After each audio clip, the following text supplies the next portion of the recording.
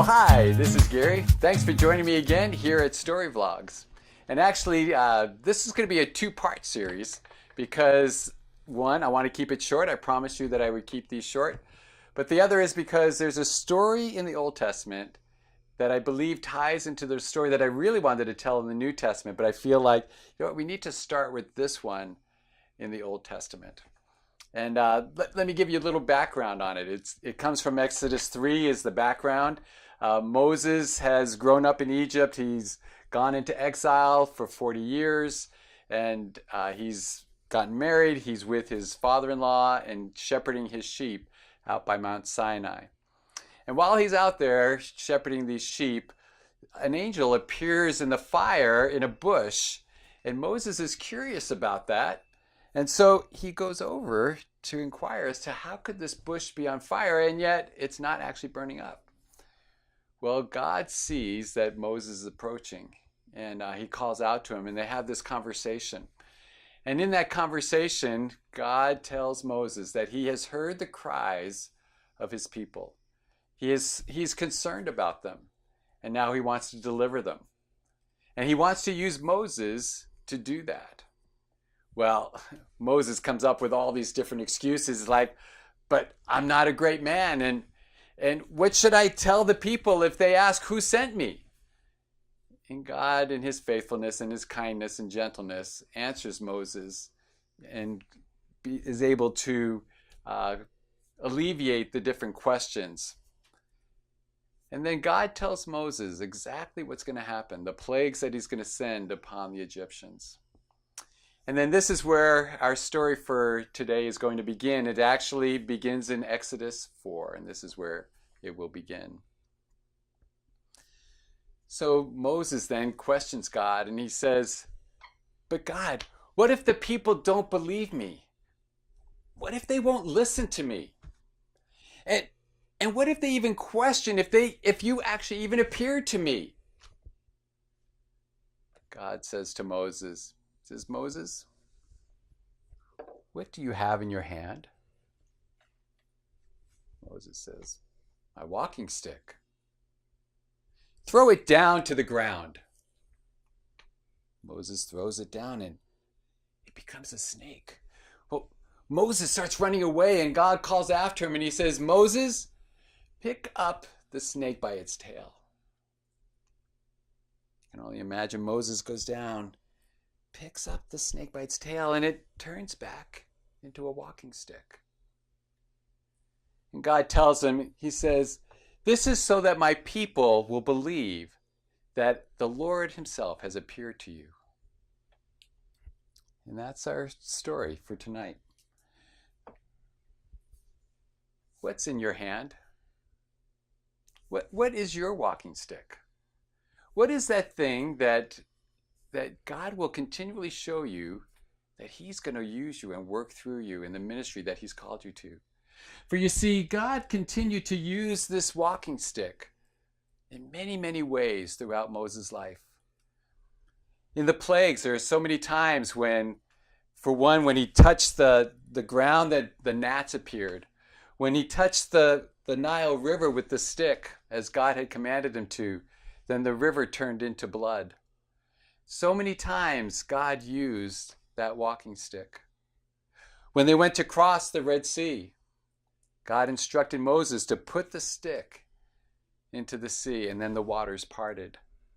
There was a time when there was a war going on, and Moses was on top of the hillside, and he was holding up the stick, and as his arms were being held up, and of course he had to have Aaron and Hur help him eventually, but he had the stick. He had that walking stick with him. God used that stick many, many times as an instrument, as a tool to be used. And it all started with God asking him the question, Moses, what do you have in your hand? That's the question that I would ask you, that I ask myself. What do I have in my hand that God can use? What's he already given to me? As kind of a prelude to the next vlog that we'll do, let me share with you a time when I thought that I had a walking stick, That was something that I thought that I asked God to say, can I use this as my walking stick? And it actually was my computer, of all things, my computer. And I was going to a country. I had left a lot of my supplies that I normally would take with me in my trainings, and I left it all behind. And I said, Lord, can I at least have my computer as my walking stick? And I was going through the airport, going through the metal detector, had all my things placed in the bins. And of course, your computer has to be in a separate bin. And there was a gentleman behind me who was very anxious. Obviously, he was late for his flight, and he had to wait for all of us in front of him to go through the metal detector. And he was kind of helping by pushing my things along. Well, there was this 90-degree turn with the trays that I had to go through. And all of a sudden, I heard this crash behind me. And I looked, and there was my computer.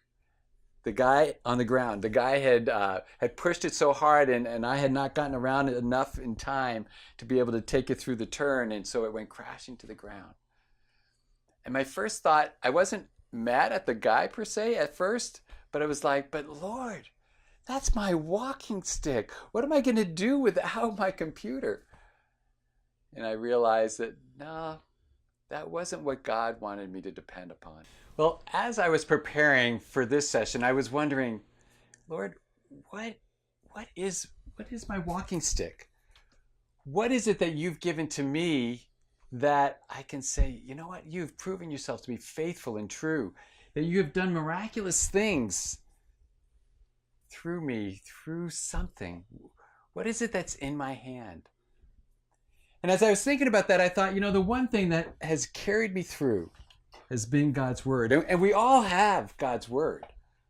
We've got it in the written form, got it in audio, got it in DVDs. We have it in our heart. And I thought, but you know what? We all have God's Word. It's a foundation that we need to stand upon. It's that rock.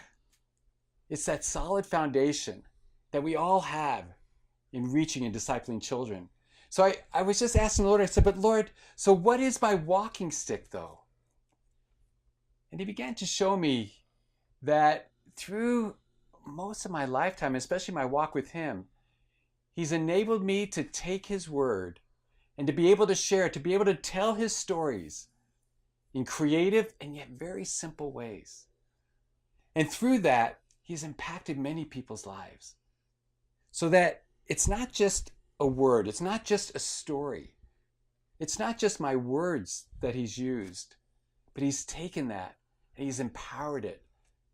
And he's made it so impactful for adults and kids alike. And so I ask you that question then. What is your walking stick?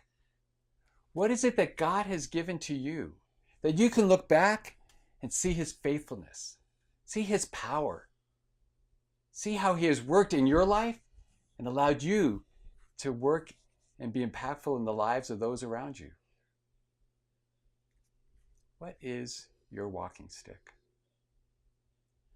Next time, we're going to look at part 2 in the New Testament about a walking stick and how God used it. So until then, keep creating those environments where you can impact the children with the love of Christ. God bless you. We'll see you next time.